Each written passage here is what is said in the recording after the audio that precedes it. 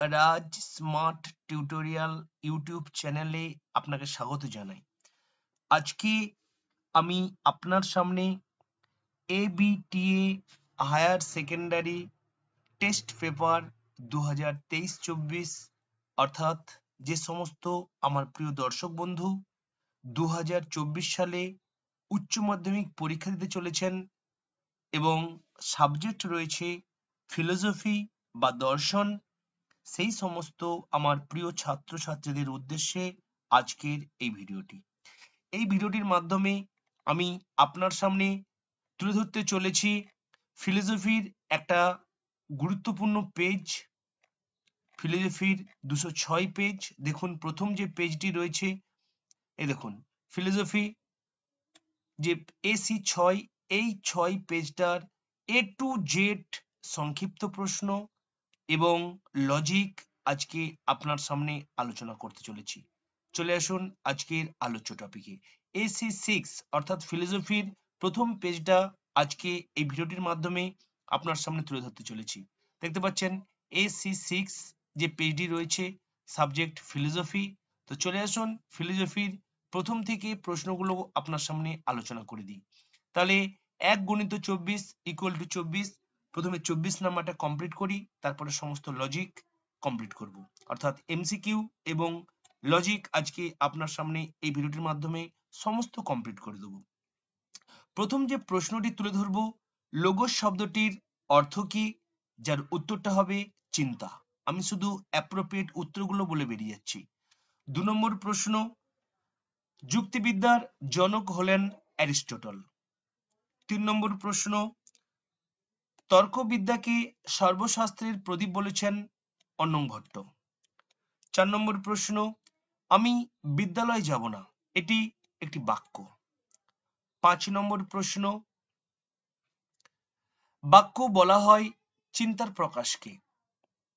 6 নম্বর প্রশ্ন, বিপরীত বিরোধিতাকে বলা হয় অতি বিষম। 7 নম্বর প্রশ্ন, পরস্পর বিরোধী দুটি বচনের মধ্যে যদি একটি সত্য হয় এবং অপরটি মিথ্যা হয়, কিন্তু এর বিপরীত কথাটি সত্য না হয়, তাহলে উভয়ের মধ্যে সম্বন্ধ হলো। 4টে অপশন দিয়ে দিয়েছে। ভেরি ভেরি ইম্পর্টেন্ট প্রশ্ন, যার উত্তরটা অ্যাপ্রোপ্রিয়েট হবে বিপরীত বিরোধিতা। আপনি দেখবেন সত্য মিথ্যার ছকটি দেখলেই বুঝতে পারবেন। 8 নম্বর প্রশ্নে প্রবেশ করব। 8 নম্বর প্রশ্নে বলা হয়েছে MP, MS অতএব SP এটি সংস্থানের আকার। এটা কোন সংস্থানের আকার? অ্যাপ্রোপ্রিয়েট হলো তৃতীয় সংস্থানের আকার। আমরা জানি 4টে সংস্থান রয়েছে, এটা তৃতীয় সংস্থানের আকার। আচ্ছা, তারপরে চলে আসুন 9 নম্বর প্রশ্ন। 9 নম্বর প্রশ্নে AOO মূর্তিটি বৈধ হয় কোথায়? তার মানে বারবারা সিলায়ন ডেরিয়াই ফেরিও সিনারি কেমিস্ট্রিজ ফেস্টুনো বারোকো অর্থাৎ দ্বিতীয় সংস্থানে রয়েছে, আপনি জানেন। নেক্সট চলে আসুন 10 নম্বর প্রশ্ন। 10 নম্বর প্রশ্নটি, কোন আকারটি অবৈধ হলো? উত্তরটি অ্যাপ্রোপ্রিয়েট আপনি দেখে নেবেন, ডিএটা হলো অবৈধ। পি অথবা কিউ, অ্যাকচুয়ালি এই একটা বিকল্প, এই একটা বিকল্প, অপ্রধানে যে কোনো একটা বিকল্প অস্বীকার করতে হবে, কিন্তু দেখুন এখানে স্বীকার করেছে, তাই এটি অবৈধ। বোঝা গেল? আপনার যদি লজিক গুলো ডিটেলস দেখতে চান, এই ভিডিওটির ডেসক্রিপশন বক্সে কিছু লিংক দেওয়া আছে এবং এই চ্যানেলটির প্লেলিস্টে গেলে আপনি আপনার শিক্ষণীয় সমস্ত আপডেট ভিডিও, সমস্ত পরীক্ষামুখী সাজেশন থেকে শুরু করে A to Z Sanskrit, philosophy এই দুটো বিষয়ে অভিজ্ঞ টিচার আপনাকে সহযোগিতা করবেন, আপনি প্লেলিস্ট থেকে পেয়ে যেতে পারেন। এরপরে দেখে নেব 11 নম্বর প্রশ্নটি কি রয়েছে। প্রাকল্পিক বচনের যে অংশে মূল বক্তব্য থাকে তাকে বলে সংযোগী। পরের প্রশ্নে প্রবেশ করি। 12 নম্বর প্রশ্ন। 12 নম্বর প্রশ্নে কি বলা হয়েছে? নিরপেক্ষ বচনের অস্তিত্বমূলক তাৎপর্যের কথা বলেছেন। উত্তরটা হবে অ্যারিস্টটল। 13 নম্বর প্রশ্নে প্রবেশ করব। 13 নম্বর প্রশ্নে কোন কোন মানুষ নয় অহাইফেন সুখী এর ভিনচিত্রটি কোনটি হবে? যদি আপনি ভিনচিত্রটি শিখে গেছেন তো অতীব উত্তম। যদি ভিনচিত্রটি না পারেন, একটা ছোট্ট ভিডিও তৈরি করেছি ভিনচিত্রের উপরে, সেই ভিডিওটি দেখবেন। আপনি ভিনচিত্র অনায়াসে 2-3 মিনিটে আপনি ভিনচিত্র শিখে যাবেন। তো অ্যাপ্রোপ্রিয়েট উত্তরটি হবে এই বিয়েরটা। চলে আসুন নেক্সট প্রশ্নে প্রবেশ করি। 14 নম্বর প্রশ্ন। 14 নম্বর প্রশ্নে বলা হয়েছে দুটি অঙ্গবচন বিশিষ্ট যৌগিক বচনের সত্য সারণ নিবেশন দৃষ্টান্ত। অ্যাকচুয়ালি উত্তরটি হবে 4টি। পরের প্রশ্নে প্রবেশ করব। 15 নম্বর প্রশ্ন। রমা ও সমা দুজনেই কেউই আসবে না, এর প্রতিকায়িত রূপটি কি হবে? উত্তরটি হবে এই সিয়েরটা। যদি আপনি সত্য সারণীর একটু শিখেছেন তাহলে কোনোরূপ অসুবিধা হবে না। যদি সত্য সারণী না শিখে থাকেন, এই চ্যানেলটির প্লেলিস্টে যান, সেখান থেকে আপনি অনায়াসে দেখে শিখে নিতে পারবেন। চলে আসুন নেক্সট চলে আসি আমরা আমাদের 16 নম্বর প্রশ্নে। পি ইমপ্লাইজ কিউ এর বচনাকারটির অ্যাকচুয়ালি কোনটা হবে? উত্তরটা হবে আপতিক। কেন আপতিক হলো আপনি বুঝতে পারবেন সত্য সারণী যদি বুঝেছেন। নেক্সট প্রশ্নে প্রবেশ করব। 17 নম্বর প্রশ্ন। চলে আসুন, এখানে বলা হয়েছে আরোহ অনুমানের লক্ষণ হলো অ্যাকচুয়ালি অনুমান গঠন। এবারে 18 নম্বর প্রশ্নে প্রবেশ করব। অপ্রাসঙ্গিক সাদৃশ্যের উপর ভিত্তি করে গড়ে ওঠা যুক্তি হলো অ্যাকচুয়ালি মন্দ যুক্তি, মন্দ উপমা। আচ্ছা, তারপরে 19 নম্বরের প্রশ্নে প্রবেশ করব। আরোহ যুক্তির উপর বিশেষ গুরুত্ব দিয়েছেন, অ্যাকচুয়ালি উত্তরটা হলেন মিল। আচ্ছা, পরের প্রশ্নে প্রবেশ করব। 20 নম্বর প্রশ্ন। এক কারণবাদীদের মতে কারণকে যে অর্থে গ্রহণ করলে বলা যায় যে প্রতিটি কার্যের অনেক নয় বরং একটি কারণ থাকে, তা হলো অ্যাকচুয়ালি উত্তরটা হবে সামান্য অর্থে। নেক্সট প্রবেশ করব 21 নম্বর প্রশ্নে। 21 নম্বর প্রশ্নে বলে যে চাল ছাড়া ভাত হয় না, এটি কি? অ্যাকচুয়ালি উত্তরটা হবে এটি আবশ্যিক শর্ত। আচ্ছা, তারপরে 22 নম্বর প্রশ্নে প্রবেশ করব। অপরিবর্তনীয় শর্তান্তরহীন অব্যবহৃত পূর্ববর্তী এই সকল বিশেষণ সূচিত হয় কার?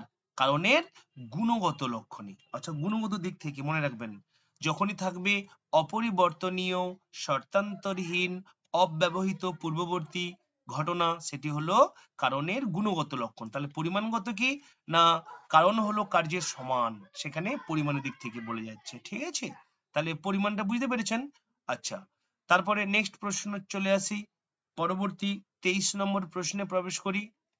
23 নম্বর প্রশ্নে বলা হয়েছে যে পূর্ববর্তী ঘটনাকে বাদ দিলে কার্যের হানি হয়, সেই কার্যের কারণ বা কারণের অংশ। এই সূত্রটি মিলের কোন পদ্ধতিতে রয়েছে? উত্তরটি হবে ব্যতিরেকি পদ্ধতিতে, কারণ পরীক্ষামূলক পদ্ধতি। অন্তিম প্রশ্ন এমসিকিউ 24 নম্বর প্রশ্ন। চলে আসুন, অপসারণের দ্বিতীয় সূত্রের উপর প্রতিষ্ঠিত পদ্ধতি কোনটি? মনে রাখবেন, প্রথম সূত্রটির উপর প্রতিষ্ঠিত হলো অন্যই পদ্ধতি, আর দ্বিতীয়টির উপরে, এখানে যেহেতু দ্বিতীয় চেয়েছে, দ্বিতীয়টির উপরে প্রতিষ্ঠিত ব্যতিরেকি পদ্ধতি, এটা মনে রাখবেন। আচ্ছা, এমসিকিউ গুলো এখানে আলোচনা করলে অনেক ডিটেলস হবে, তাই আমি এসিকিউ গুলো আলোচনা করলাম না, শুধু এমসিকিউ গুলো আলোচনা করলাম।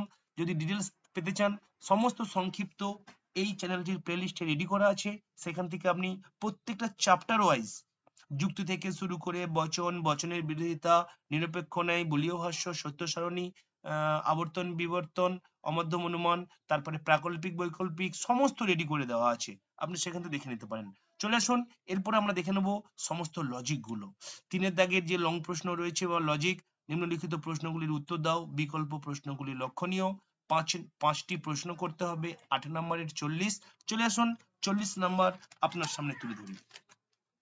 প্রথম যেটা রয়েছে 3 দাগের এ, নিরপেক্ষ বচনের পদের ব্যাপ্যতা বলতে কি বোঝো? 4 প্রকার নিরপেক্ষ বচনের কোন কোন পদ ব্যাপ্য বা অব্যাপ্য তা উদাহরণ সহ লেখো। পদের ব্যাপ্যতা সংক্রান্ত সাধারণ নিয়মগুলি কি কি? তার মানে লং প্রশ্ন, কোন স্টুডেন্ট ফলো করতে পারেন, তারা এটা করবেন, কিন্তু যারা বুদ্ধিমান বুদ্ধিমতী স্টুডেন্ট তারা এই অথবা প্রশ্নটা ফলো করবে, অর্থাৎ লজিকটা। কি লজিক আছে না, নিম্নলিখিত বাক্যগুলিকে তর্কবিদ্যাসম্মত রূপান্তরিত করো এবং কোন কোন পদ ব্যাপ্য তা অব্যাপ্য তা উল্লেখ করো। কোন কোন পদ ব্যাপ্য এবং অব্যাপ্য তা উল্লেখ করো। যেমন প্রথম প্রশ্নটা দেওয়া আছে কেবলমাত্র, একটা সাইন দেওয়া আছে, বুঝতেই পেরেছেন এবচন হবে সাধুরাই সৎ। তাহলে উদ্দেশ্য পদ হলো সাধু, বিধেয় পদ হলো সৎ। কিভাবে বচন করতে হয় এ টু জেড সব শেখানো রয়েছে। আপনি যেহেতু পরীক্ষা দিতে চলেছেন, ফাইনাল পরীক্ষা, আপনাকে নতুন করে শেখানোর কিছু নেই, আমি শুধু লজিক গুলো আপনার সামনে তুলে ধরতেছি। তাহলে কেবলমাত্র সাধুরাই সৎ। চলে আসুন উত্তরটা দেখিয়ে দিই। দেখতে পাচ্ছেন লজিক, তিনের দাগের এ, অথবা প্রশ্নটা করছি ব্যাপ্য অব্যাপ্য নির্ণয়। তাহলে আমি শুধু উত্তরটা চলে আসছি লজিকটাতে, কেবলমাত্র সাধুরাই সৎ, বুঝতেই পেরেছেন এ বচন হবে, এই বিধেয় পদটা উদ্দেশ্য পদ হবে, উদ্দেশ্য পদটা বিধেয় পদ হবে। আচ্ছা, তাহলে সকল সৎ ব্যক্তি হয় সাধু বা সাধু ব্যক্তি। ঠিক আছে, তাহলে লজিকটা হলো আপনাকে লিখতে হবে এ বচনের উদ্দেশ্য পদ ব্যাপ্য, ব্যাকেটে টিক চিহ্ন, আর বিধেয় পদ অব্যাপ্য, ব্যাকেটে ক্রস চিহ্ন। নিচে আপনাকে এই টিক চিহ্ন, এই ক্রস চিহ্ন অবশ্যই দিতে হবে, ব্যাপ্যতার কাজে দেখাতে হবে। আচ্ছা, দ্বিতীয় প্রশ্নটা দেখে নেব। সব ছাত্রই স্বার্থপর নয়, সব সকল প্রত্যেক থাকলে এ বচন, আর নমত থাকলে ও বচন। চলে আসুন লজিকটা দেখে নেন। দ্বিতীয় প্রশ্ন, তাহলে ও বচন, কোন কোন ছাত্র নয় স্বার্থপর, তাহলে ও বচন বিধেয় ব্যাপ্য উদ্দেশ্য অব্যাপ্য দেওয়া হয়েছে। তারপরে লিখতে হবে আপনাকে ও বচনে উদ্দেশ্য পদ অব্যাপ্য, ব্যাকেটে ক্রস চিহ্ন, বিধেয় পদ ব্যাপ্য, ব্যাকেটে টিক চিহ্ন। চলে আসুন তৃতীয় প্রশ্ন। তৃতীয় প্রশ্নটি ছিল সব ছাত্র যুক্তিবিজ্ঞান বোঝে না, এখানেও সব রয়েছে, নমর্থক রয়েছে, মানে এটাও ও বচন। চলে আসুন, তাহলে কি দাঁড়াবে জিনিসটা, কোন কোন ছাত্র নয় এমন যে যুক্তিবিজ্ঞান বোঝে, তাহলে অব্যাপ্য ব্যাপ্য। এবং একইভাবে হবে এই উদ্দেশ্য বিধেয় জিনিসটা, আমি আর লিখলাম না দ্বিতীয়বার, বুঝে নেবেন আগেরটা যেটা লিখেছি একই সিস্টেম হবে, তাই এখানে অ্যারো দেওয়া আছে। আচ্ছা, এরপরে চলে আসুন 4 নম্বর প্রশ্নটা। নিরামিষাশী বাঘ নেই, নেই মানে নমর্থক, বুঝতেই পেরেছেন। তাহলে আমরা 4 নম্বরটা কি হবে, 4 নম্বরটা হচ্ছে ইবচন, কোনো বাঘ নয় নিরামিষাশী, এখানে উভয় পদ ব্যাপ্য, দেখতে পাচ্ছেন। আমাকে লিখতে হবে ই বচনে উদ্দেশ্য পদ ব্যাপ্য, ব্যাকেটে টিক চিহ্ন, বিধেয় পদ ব্যাপ্য, ব্যাকেটে টিক চিহ্ন। তাহলে আমরা তিনের দাগের এ যে প্রশ্নটি রয়েছে লজিক, আমরা সেটা বুঝতে পারলাম কিভাবে করতে হবে। এরপরে চলে আসি বি এর দাগের প্রশ্নে। আবর্তন কাকে বলে, আবর্তনের নিয়মগুলি উদাহরণ সহ লেখো, এ বচনের সরল আবর্তন হয় না কেন। এটা একটা লং প্রশ্ন, অনেক ছেলেমেয়েরা এটা হাত দিতে পারে, আর যারা বুদ্ধিমান বা বুদ্ধিমতী স্টুডেন্ট তারা কিন্তু এই অথবা প্রশ্নটা হাত দেবে। এই লজিক্যাল টার্মটা কি করতে হবে, নিচের বাক্যগুলির আবর্তনের বিবর্তন করো, অর্থাৎ অমধ্যম অনুমান থেকে আবর্তনের বিবর্তন করতে বলেছে। চলে আসুন তর্কসম্মত বচনের মাধ্যমে। তাহলে প্রথম বচনটা রয়েছে, প্রথম বাক্যটা, প্রত্যেক কবি অহন দার্শনিক, সব সকল প্রত্যেক থাকলে এ বচন হয়। চলে আসুন লজিকটা তুলে ধরি। তাহলে লজিকটা চলে যাব, লজিক্যাল টার্মটা তিনের বি, অথবা আবর্তনের বিবর্তন। প্রথমটা রয়েছে লজিক ভালো করে আরেকবার দেখিয়ে দিই। দেখুন প্রত্যেক কবি হন দার্শনিক, তাহলে বচনটা এই বচন, তাহলে কি হলো, সকল কবি হয় দার্শনিক, বচন তৈরি হয়ে গেল। তারপরে আবর্তিত রূপটা কি হবে, আই বচন, কারণ এ বচনের আবর্তন আই বচন হয়। কোন কোন দার্শনিক হয় কবি, উদ্দেশ্যটা বিধেয় হবে, বিধেয়টা উদ্দেশ্য হবে, আবর্তনের নিয়ম, তাই কোন কোন দার্শনিক হয় কবি, সেটা করা হয়েছে। তারপরে বলা হয়েছে আপনাকে, প্রশ্নটা কি দেওয়া হয়েছে না, আবর্তনের বিবর্তন, তার মানে আমাকে করতে হবে আবর্তিতের বিবর্তিত, দেখুন করেছে। তাহলে যেহেতু আই বচন, তাহলে আই বচনের বিবর্তন ও বচন, কোন কোন দার্শনিক নয় অহাইফেন কবি, হয়েছে। কিভাবে আবর্তনের বিবর্তন করতে হয় বুঝে গেল। আচ্ছা, দ্বিতীয় প্রশ্নটা তুলে ধরি। বৃত্তাকার বর্গক্ষেত্র নেই, বচনটা ই বচন, বুঝতেই পেরেছেন। তাহলে দ্বিতীয়টা চলে আসি, কোন বর্গক্ষেত্র নয় বৃত্তাকার, হলো আবর্তিত ই বচন, ই বচনের আবর্তন ই বচনই হয়। কোন বৃত্তাকার নয় বর্গক্ষেত্র, বিবর্তিত, আবর্তিতের বিবর্তিত, তাহলে ই বচনের বিবর্তন এ বচন, সকল বৃত্তাকার হয় অহাইফেন বর্গক্ষেত্র। বোঝা গেল। যদি ডিটেলসে আবর্তন বিবর্তন সংক্রান্ত বা অমধ্যম অনুমানের যে ডিটেলস ভিডিও পেতে চান, এই চ্যানেলটির প্লেলিস্টে যান, আপনি এ টু জেড বুঝতে পারবেন। আচ্ছা, এরপরে তৃতীয় যে প্রশ্নটি রয়েছে, সাধারণত মানুষ দয়ালু হয়, বুঝতেই পেরেছেন সাধারণত মানে আই বচন বলছে। আচ্ছা, দেখা যাক কি আছে। তৃতীয়টা আই বচন, কোন কোন মানুষ হয় দয়ালু ব্যক্তি, আবর্তিতটা হবে আই বচনের আবর্তন আই, কোন কোন দয়ালু ব্যক্তি হয় মানুষ, আবর্তিতের বিবর্তিত হবে ও, কোন কোন দয়ালু ব্যক্তি নয় অহাইফেন মানুষ, হয়েছে। বিরুদ্ধ পদ আনতে হলো। তারপরে চতুর্থ প্রশ্নটা, সব সাধু ধার্মিক নয়, সব সকল প্রত্যেক থাকলে এ বচন, নয় থাকলে ও বচন। তাহলে বচনটা ও বচন, চলে আসুন তুলে ধরি। ও বচন, কোন সাধু ব্যক্তি নয় ধার্মিক ব্যক্তি, আবর্তিত, আমরা জানি যে ও বচনের আবর্তন সম্ভব নয়, আপনাকে লিখতে হবে ও বচনের আবর্তন সম্ভব নয়। তারপরে লিখতে হবে আবর্তিতের বিবর্তিত, কি লিখবেন, যেহেতু ও বচনের আবর্তন সম্ভব নয় সেহেতু আবর্তনের বিবর্তনও সম্ভব নয়, এটা লিখলেই আপনি 2 নম্বর পাবেন। বোঝা গেল। আচ্ছা, তাহলে এ বি হলো। এবার সি এর দেখে লজিকটা কমপ্লিট করে দিই। কি আছে? নিম্নলিখিত যুক্তিগুলিকে আদর্শ আকারে পরিণত করে তাদের মূর্তি ও সংস্থানের উল্লেখ করো এবং বৈধতা বিচার করো। প্রথমটা কি দেওয়া আছে? কেবলমাত্র সত্যবাদী ব্যক্তিরাই সৎ এবং সকল সত্যবাদী ব্যক্তি হন শ্রদ্ধেয়, সুতরাং সকল শ্রদ্ধেয় ব্যক্তি হন সৎ। তাহলে সিদ্ধান্ত পেয়ে গেছি। তাহলে সকল শ্রদ্ধেয় ব্যক্তি হন সৎ। চলে আসুন লজিকটা করে দিই। এই দেখুন 3 দাগের সি। তাহলে মূর্তি ও সংস্থান উল্লেখ করে বৈধতা বিচার করতে বলা হয়েছে। এবচন, তাহলে আমি প্রথমে সিদ্ধান্ত নিয়ে আসবো। দেখুন সিদ্ধান্ত পেয়েছি, সকল শ্রদ্ধেয় ব্যক্তি হন সৎ। দেখুন সিদ্ধান্ত করেছি, সকল শ্রদ্ধেয় ব্যক্তি হন সৎ ব্যক্তি। তাহলে টিক চিহ্ন ক্রস চিহ্ন মেরেছি, এসপি সাজিয়েছি। দ্বিতীয় অপ্রধানটা কি করতে হবে না, শ্রদ্ধেয় ব্যক্তিকে খুঁজতে হবে। এই দেখুন শ্রদ্ধেয় রয়েছে, তাহলে সকল সত্যবাদী ব্যক্তি হন শ্রদ্ধেয় ব্যক্তি। আচ্ছা, তাহলে অপ্রধানটা হয়ে গেছে এবচন, সকল সত্যবাদী ব্যক্তি হন শ্রদ্ধেয় ব্যক্তি। দেখুন টিক চিহ্ন ক্রস চিহ্ন মেরে এম এস সাজিয়েছি। আচ্ছা, এরপরে প্রধানাস্ত্র বাক্য পড়ে রয়েছে কেবলমাত্র মানে উদ্দেশ্য বিধেয় পরিবর্তন হবে। তাহলে সৎ ব্যক্তি উদ্দেশ্য হবে, সত্যবাদী বিধেয় হবে। চলে আসুন, সকল সৎ ব্যক্তি হন সত্যবাদী ব্যক্তি।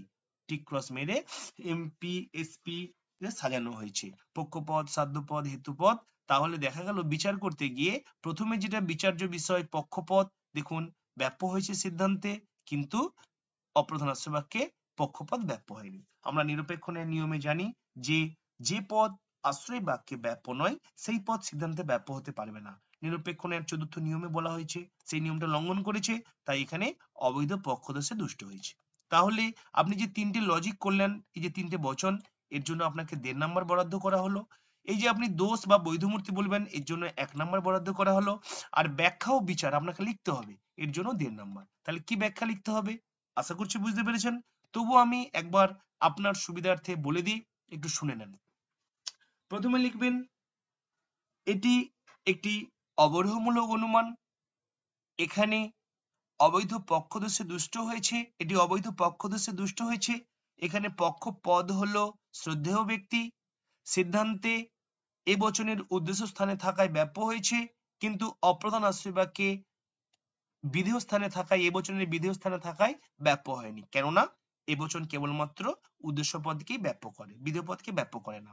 আমরা নিরপেক্ষণের নিয়মে জানি যে যে পদ আশ্রয় বাক্যে ব্যাপ্য নয় সেই পদ সিদ্ধান্তে ব্যাপ্য হতে পারবে না, কিন্তু উপরোক্ত দৃষ্টান্তে আশ্রয় বাক্যে ব্যাপ্য না হয়ে সিদ্ধান্তে ব্যাপ্য হয়েছে, তাই নিরপেক্ষণের নিয়মকে লঙ্ঘন করা হয়েছে।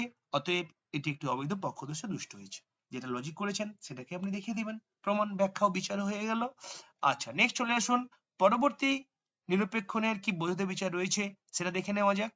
চলে আসুন, দ্বিতীয় রয়েছে, যে সুখী হতে পারে না কেননা সে অলস। এখানে অ্যাকচুয়ালি প্রশ্নটা ভুল আছে, এটা সে হবে। তাহলে কেননা আছে মানে তার আগে একটা সিদ্ধান্ত হবে। তাহলে দেখি আমরা কি ব্যাপারটা রয়েছে। এই দেখুন সিদ্ধান্ত, সে নয় সুখী ব্যক্তি। আচ্ছা, অপ্রধানটা কি আছে, কেননা সে অলস। সদর্থকে রয়েছে, সে হয় অলস ব্যক্তি। ভালো করে দেখুন, এখানে প্রধান আশ্রয় বাক্য নেই, দেখতে পাচ্ছেন এইখান থেকে শুরু এইখানে শেষ, তার মানে এটা সংক্ষিপ্ত নেই। তাহলে প্রধান আশ্রয় বাক্য তৈরি করতে হবে। তাহলে প্রধান আশ্রয় বাক্য কি তৈরি করব, যেহেতু সিদ্ধান্ত নমর্থক তাহলে প্রধান আশ্রয় বাক্য নমর্থকই রাখতে হলো। কোনো অলস ব্যক্তি নয় সুখী ব্যক্তি। দেখা গেল এটা করাতে কি হলো, কোনো দোষ নেই। তাহলে আমাকে স্ট্রাকচার তৈরি করতে হলো। স্ট্রাকচারে দেখা গেল এটা প্রথম সংস্থান রয়েছে, তাই প্রথম সংস্থানের বৈধ মূর্তি নাম হলো সিলারেন্ট। হয়েছে। আচ্ছা, যেহেতু সংক্ষিপ্ত নেই আমাকে অল্টারনেটিভ অথবা দিয়ে আরেকটা করতে হবে। সিদ্ধান্ত যেটা সিদ্ধান্ত সেটা থাকলো, অপ্রধান যেটা অপ্রধানও থাকলো। যেটা প্রধানটা আপনি তৈরি করেছেন সেই প্রধানটার উদ্দেশ্য যেটা সেটাকে পরবর্তীকালে বিধেয় করবেন, যেটা বিধেয় করেছিলেন সেটাকে উদ্দেশ্য করবেন। তাহলে কি হলো, কোনো সুখী ব্যক্তি নয় অলস ব্যক্তি। দেখুন এখানেও বৈধ মূর্তি হয়েছে, দ্বিতীয় সংস্থানের বৈধ মূর্তি সিজারি।